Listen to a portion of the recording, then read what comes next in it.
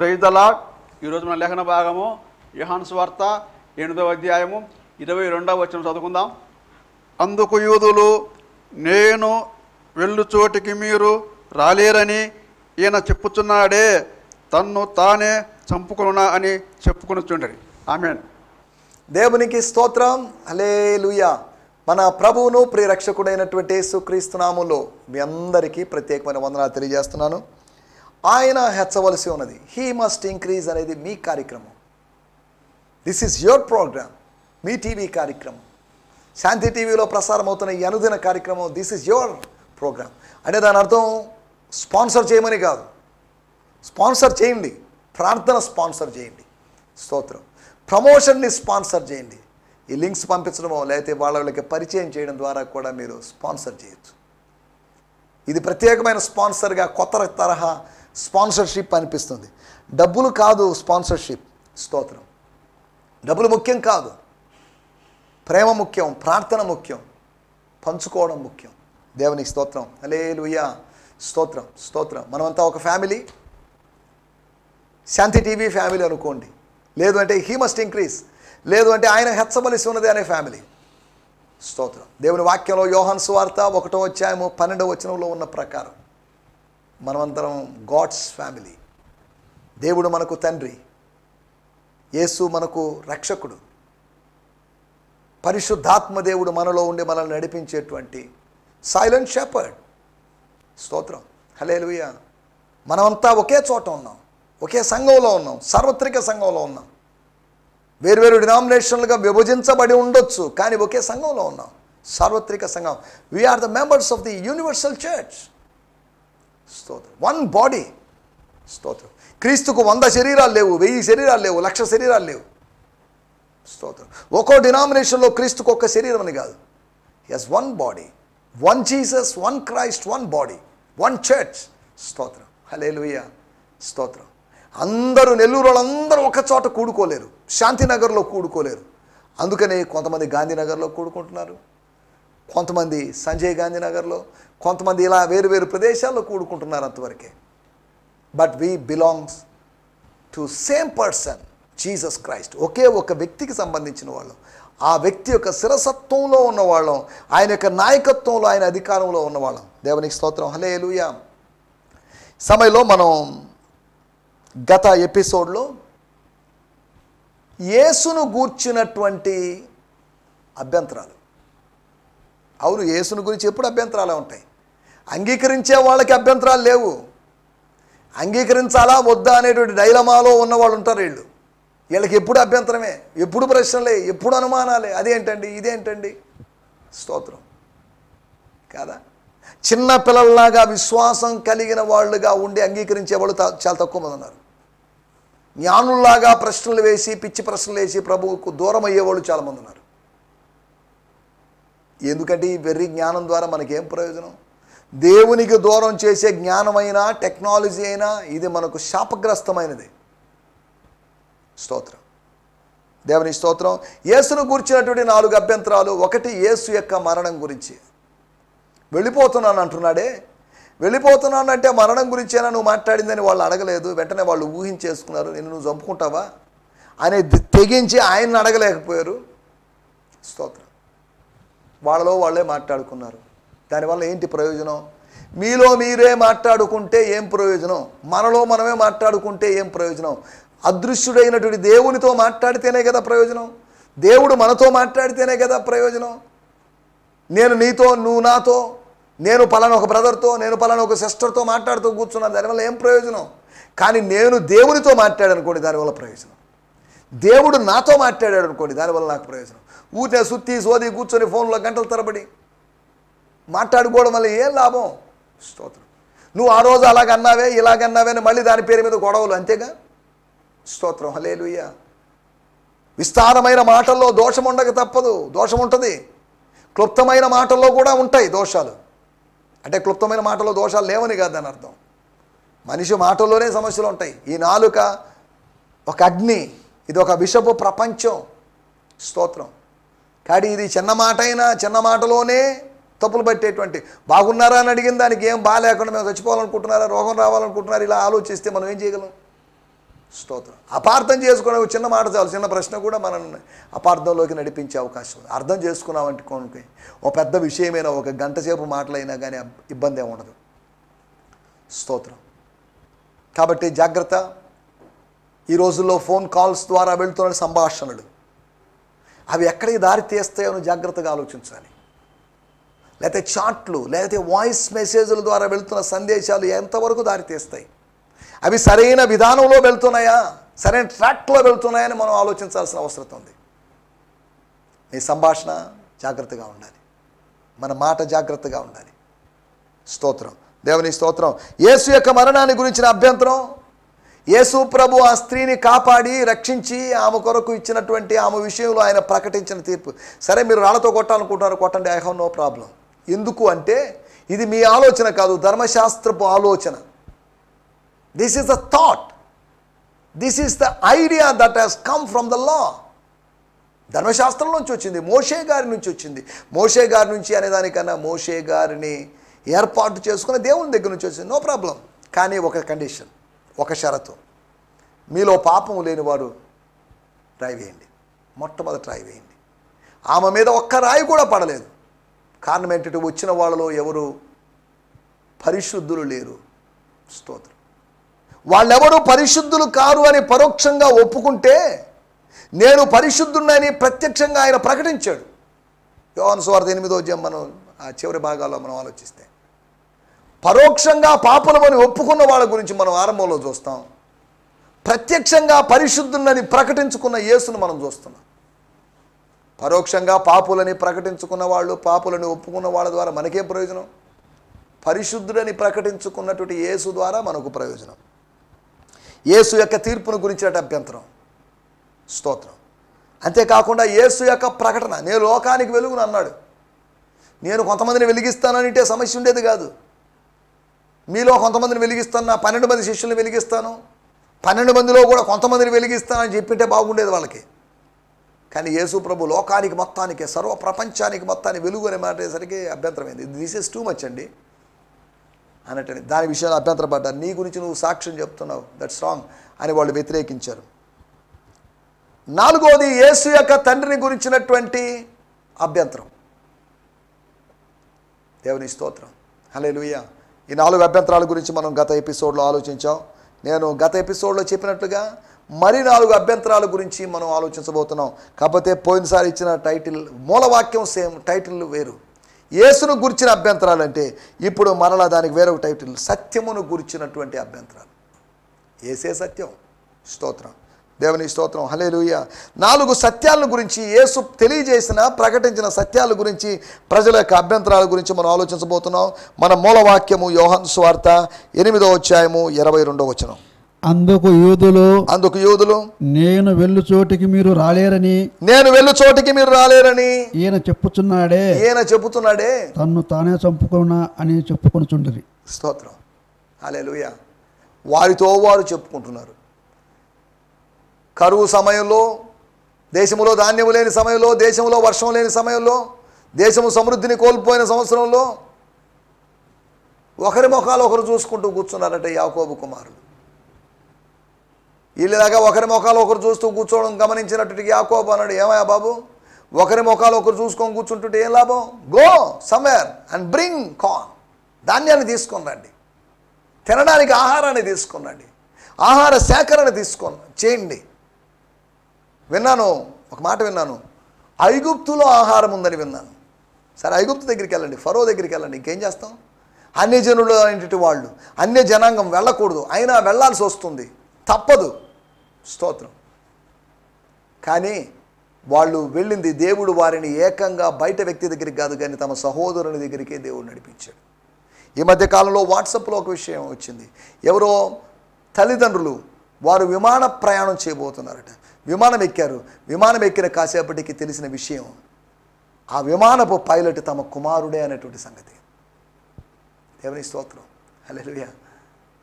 ఇప్పుడు ఈ దేశానికి, లేకపోతే ఐగుప్తు దేశానికి ఫరో తర్వాత అధిపతి, జూనియర్ ఫరో అయినటువంటి, ప్రధానమంత్రి అయినటువంటి యోసేపు ఎవరో కాదు. పేరు మార్చుండొచ్చు, వస్త్రధారణ మార్చుండొచ్చు, కానీ అతను ఎవరో కాదు.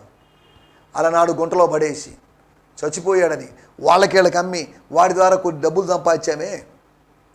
స్తోత్రం. ఆ డబ్బులు అయిపోయినాయి, కానీ వ్యక్తి మాత్రం ఇప్పటికీ మిగిలి ఉన్నాడు. స్తోత్రం. కాబట్టి మనం ఇక్కడ ఆలోచిస్తున్న విషయాల్లోకి వచ్చేద్దాం. స్తోత్రం. వాళ్ళు ఒకరితోనొకరు చెప్పుకోవడం వల్ల ప్రయోజనం లేదు. 4 అభ్యంతరాలు మీకు జ్ఞాపకం చేయబోతున్నాను. చదువుదాం. మొట్టమొదటి అభ్యంతరం అనగా 5వ అభ్యంతరం, లేకపోతే మొట్టమొదటి అభ్యంతరం అనుకుందాం. యోహాను సువార్త 8వ అధ్యాయము 33వ వచనం. యోహాను సువార్త 8వ అధ్యాయం 33వ వచనం. వారు మేము అబ్రహాము సంతానము, మేము ఎన్నడూను దేవునికి నీ దాసులమై ఉండలేదే, మీరు స్వతంత్రులుగా చేయబడతారని ఎలా చెప్పుతున్నామని ఆయనతో అనిరి. స్తోత్రం. ఏంటట వాళ్ళ పాయింట్? ఏంటట? నువ్వు ఎలా చెప్తున్నావు, ఎందుకు చెప్తున్నావు, why you are telling like this? చదువుదాం 33వ వచనం. స్తోత్రం. Surprised by this, offended by this. గత ఎపిసోడ్లో ఒక మాటకి అభ్యంతరం తెలియజేశారు. Surprised by this they said, we are the descendants of Abraham and we are already free. We have never been in bondage to anyone. స్తోత్రం. అనగా మేము బాండేజ్లో, బంధకాల్లో లేము, మేము బానిసత్వంలో లేము, దాసత్వంలో లేము. How could you say that we will be released into more freedom? మరింత ఎక్కువైనటువంటి స్వాతంత్రం అనుగ్రహించబడుతుందని చెప్తున్నావు ఏంటి? ఏం మాట్లాడుతున్నారు? స్తోత్రం. అరామిక్ తర్జుమాలో ఏమని రాయబడిందంటే, released as a children of freedom, స్వతంత్రులైన పిల్లల్లాగా అవుతారు మీరు అని చెప్తున్నాడు. ఏంటిది? స్తోత్రం.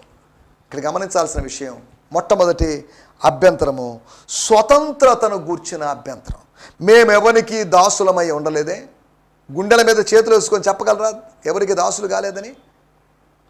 స్తోత్రం. న్యాయాధిపతులు ఏలినటువంటి 110 సంవత్సరాల కాలంలో వేరు జనాంగాల వాళ్ళకి మీరు దాసులు కాలేదా?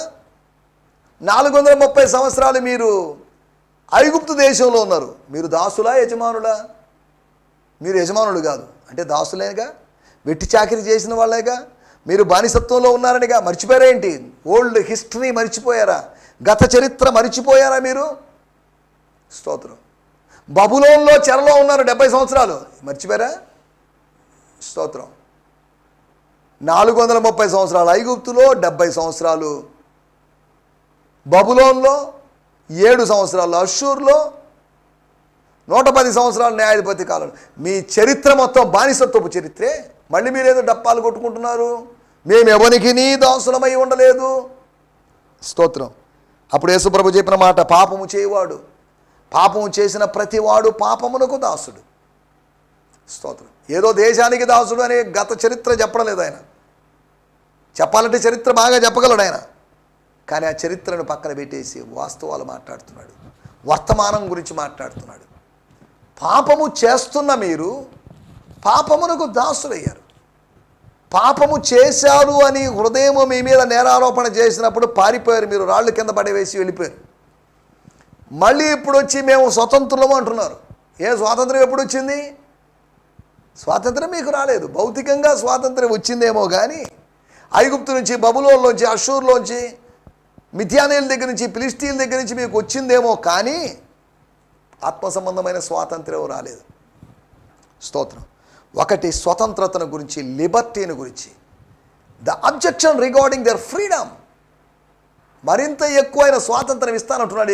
ఏంటినా ఈయనెవరైనా ఎవరొళ్ళిలా అభ్యంతరపడింది అంటే, యేసు తనను నమ్మిన యూదులతో 31వ వచనం, అనగా కొత్తగా నమ్మినట్టు వారు, అప్పుడే ప్రభువులోకి వచ్చిన వాళ్ళు, నూతనంగా జన్మించిన శిశువులను పోలిన వారై ఉన్నటువంటి వాళ్ళు అబ్జెక్షన్ చేశారు.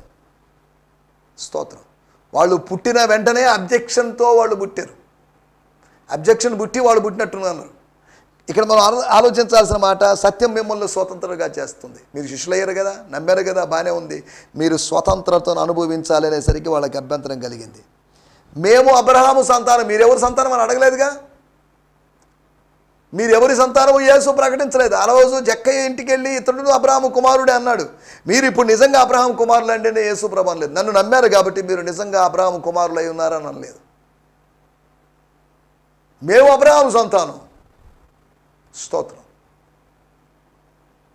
దేవునికి స్తోత్రం. వాళ్ళు ఎందుకో మరి సర్ప్రైజ్డ్ బై దిస్. ఏంటిది స్వాతంత్రం గురించి మాట్లాడుకుంటున్నాడు ఏంటి? మేము విడిపించబడి వచ్చిన వాళ్ళమే కదా. మాకు స్వాతంత్రం ఇవ్వడానికి మా ఆచారాలు ఉన్నాయి, బలులు ఉన్నాయి, రక్త ప్రోక్షణలు ఉన్నాయి. ఇవన్నీ ఉన్నప్పుడు మాకు స్వాతంత్రం ఏంటండి? పిచ్చి మాటలు కాకపోతే. స్తోత్రం. ఒకటి, వాళ్ళ యొక్క మొట్టమొదటి అబ్జెక్షన్ స్వతంత్రతను గురించినటువంటి. మమ్మల్ని ఎవరూ స్వతంత్రులుగా చేయాల్సిన అవసరం లేదు, మాకు మేమే స్వతంత్రులమే, మేము దాసులం కాదు. మొట్టమొదటి విషయం. ఈ రోజుల్లో కూడా మాకేందండి స్వాతంత్రం? మాకెందుకండి? మేము బాగానే ఉన్నాంగా. స్తోత్రం. మేమే దైవాంశ సంభూతులంగా ఉన్నాంగా. అహం బ్రహ్మస్య, నేనే దేవుణ్ణి కదా అన్నట్టుగా మానవుడు జీవిస్తున్నాడు. స్తోత్రం. నువ్వు దేవుడివి కాదు, నువ్వు మనిషివి. దేవుడు చేసిన మనిషివే కానీ నువ్వు దేవుడివి కాదు, దేవుడివి కాలేవు నువ్వు. స్తోత్రం, దేవుని స్తోత్రం. హల్లెలూయా. రెండో విషయం మనం ఆలోచిస్తున్నట్టు విషయం వచ్చేద్దాం. యోహాను సువార్త 8వ అధ్యాయము 41వ వచనం. యోహాను సువార్త 8వ అధ్యాయం 41వ వచనం. మీరు మీ తండ్రి క్రియలే చేస్తున్నారని వారితో చెప్పాను. అందుకు వారు, మేము వ్యభిచారం వలన పుట్టిన వారం కాము, దేవుడు ఒక్కడే మొక్కుతానని చెప్పగా. స్తోత్రం. యోహాను సువార్త 8వ అధ్యాయం 41వ వచనం చదువుతున్నాను. No, you people are doing what your father has taught you. Indignant, they responded, what are you talking about? We only have one father, God himself. We are not illegitimate. అనగా ఏం మాట్లాడుతున్నాడు? మళ్ళీ అబ్జెక్షన్. వీళ్ళ ఊరిని objections కొంతమందికి. వీళ్ళు మళ్ళీ object చేస్తున్నారు. సార్ ఆపండి, ఒక్క నిమిషం ఆపండి, మీ టీచింగ్ ఆపండి, మీ ప్రసంగం ఆపండి. మా గురించి మీరు ఏమనుకుంటున్నారు? 41వ వచనంలో రాయబడిన మాట, మీరు మీ తండ్రి క్రియలే చేయుచున్నారు అని వారితో చెప్పాను. స్తోత్రం. అందుకు వారు, మేము వ్యభిచారం వల్ల పుట్టిన వారం కాదు. మీ పుట్టుకల గురించి ప్రభు మాట్లాడలేదు. మీరు విశ్వసించారు, బాగానే ఉంది. మీరు అభ్యంతరపడ్డారు, బాగానే ఉంది. మేము వ్యభిచారం వల్ల పుట్టిన వారం కాదంటున్నారేంటి? అనగా మేము పరిశుద్ధులు, నీతిమంతులు, మా జనాంగం పుట్టుకతోనే నీతిమంతులైన జనాంగం అని చెప్పుకుంటున్నారేంటి? మీ పితరుడైనటువంటి మూల పితరుడైనటువంటి దావీదు ఏం చెప్పాడు? నేను పాపంలో పుట్టాను, నా తల్లి పాపంలోనే గర్భం ధరించింది అని చెప్పిందిగా. మర్చిపోయారా 51వ కీర్తనలో? మేము వ్యభిచారం వల్ల పుట్టిన వాళ్ళం కాదు. ఇంకా చెప్పాలంటే నువ్వు వ్యభిచారం వల్ల పుట్టినవాడివి, నువ్వు అక్రమ సంబంధం వల్ల పుట్టినవాడివి, అన్యాయంగా పుట్టినవాడివి, న్యాయంగా క్రమంగా పుట్టినవాడివి కాదు. పరిశుద్ధాత్మ వల్ల పుట్టాడని ఇలా రకరకాలుగా అనుకుంటున్నారు. అవన్నీ ఒట్టిదే అన్నట్టుగా వాళ్ళను. మేము వ్యభిచారం వల్ల పుట్టిన వాళ్ళం కాదు. యేసు ప్రభు ఒక సందర్భంలో వ్యభిచారులైన చెడ్డతనం వారలారా అని సంబోధించాడు. సూచక్రియ అడిగిన దానికి అలా సంబోధించిన సందర్భాన్ని మనం చూస్తున్నాం. దేవుని స్తోత్రం. హల్లెలూయా. మనం ఆలోచిస్తున్నట్టు విషయం సంబంధాన్ని గురించినటువంటి అబ్జెక్షన్. మేము మా తండ్రి క్రియలు చేయడం ఏంటి? అసలు మా తండ్రి క్రియలు అంటే అబ్రాహాము క్రియలు కాదుగా. వాళ్ళు అంటుంది అబ్రాహాము క్రియలు అనుకుంటున్నారేమో. లేకపోతే యేసు చెప్పింది మాత్రం మీరు అపవాది సంబంధులు, అపవాది క్రియలు మీరు చేస్తున్నారు. చెప్పుకుంటున్నదేమో అబ్రాహాము సంతతిని, చేస్తున్నదేమో అపవాది క్రియలు. మీరు ఎవరిని తండ్రి అని చెప్పుకుంటున్నారో, దేవుడు నా తండ్రి అయినప్పుడు దేవుని కార్యాలు చేద్దాం. అబ్రహాము నా తండ్రి అని చెప్పుకుంటే అబ్రహాము కార్యాలు చేద్దాం. కానీ ఇప్పుడు అపవాది క్రియలు చేస్తుంటే మీ తండ్రి దేవుడు కాదు, అబ్రహాము కాదు, మీ తండ్రి అపవాది అని చెప్పాల్సిన పరిస్థితి. ఈ మాటలు మనం, ఈ కాన్వర్సేషన్, ఈ డైలాగ్ మనం ఈ అధ్యాయంలో చూడగలం. వాళ్ళ యొక్క ఉనికిని వాళ్ళు ప్రశ్నించుకుంటున్నారు. వాళ్ళ యొక్క ఉనికిని యేసు ప్రశ్నిస్తున్నాడు. మీరెవరో తెలుసుకోవాలి. మీరు అబ్రహాము సంతానమా, అపవాది సంతానమా? మీరు ముమ్మాటికి అపవాది సంతానమే అని ప్రభు బల్లగుద్దినట్లుగా చెప్పినట్టుగా మనం చూస్తున్నాం. దేవుని స్తోత్రం. రెండో అభ్యంతరము సంబంధాన్ని గురించినటువంటి. The second objection is the objection about the relationship with the father. తండ్రితో ఉన్నటువంటి సంబంధం. ఏ తండ్రి అనే దాని గురించి మనం ఇంకా కింద వచనాలు చదివితే మనం కొద్దిగా అర్థం చేసుకోగలం. స్తోత్రం. మూడో విషయాన్ని నేను మీకు జ్ఞాపకం చేస్తాను. యోహాను సువార్త 8వ అధ్యాయము 48వ వచనం. అందుకు యూదులు, నీవు సమరయుడవును, నీవు సమరయుడవును, దయ్యం పట్టిన వాడవును, దెయ్యం పట్టిన వాడవును అని మేము చెప్పు మాట సరియే కదా అని ఆయనతో చెప్పగా ఏమన్నారు?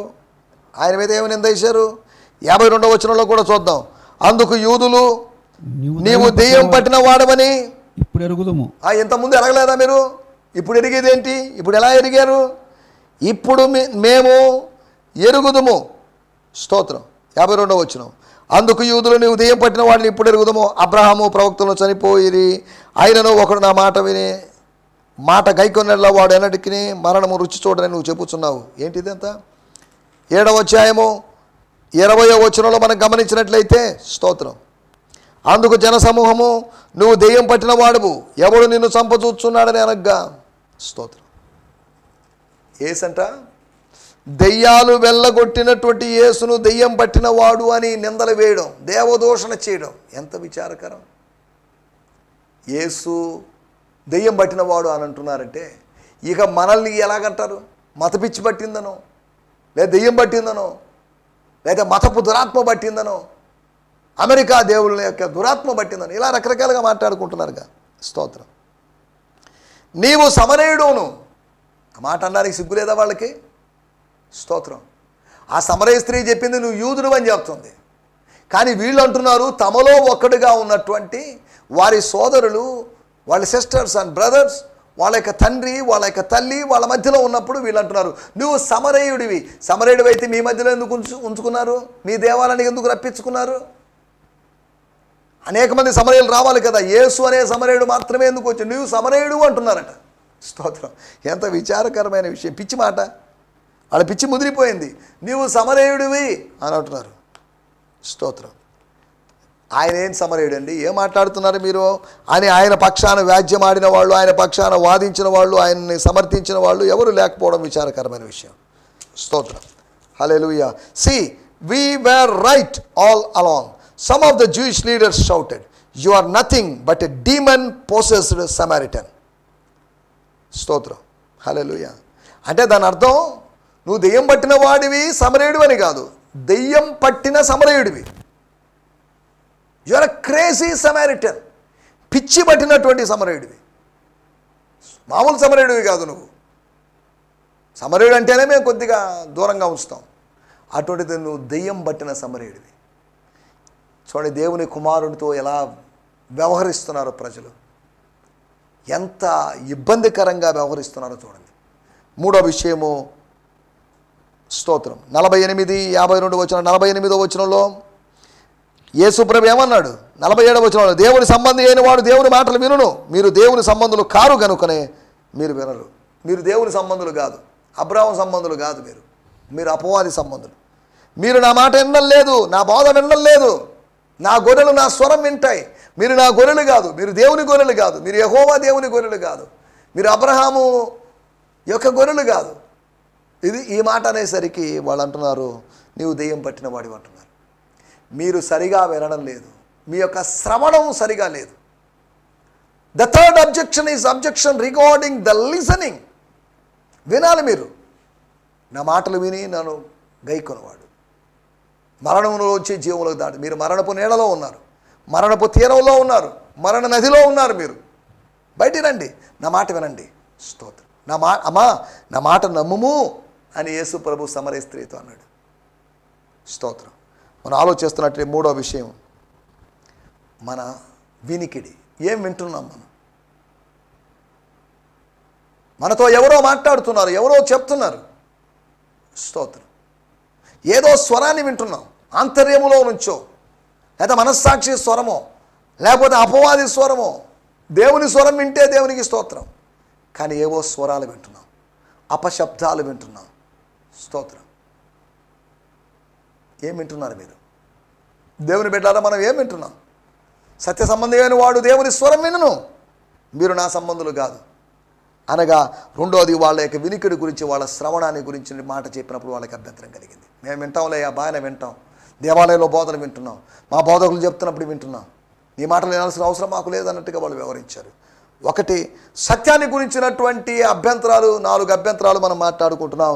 ఒకటి స్వతంత్రతను గురించినటువంటి సత్యం, వాళ్ళు దాని విషయంలో అభ్యంతరపడ్డారు. రెండోది వాళ్ళు సంబంధాన్ని గురించినటువంటి సత్యం లేదా సంబంధాన్ని గురించినటువంటి అభ్యంతరం వాళ్ళకి కలిగింది.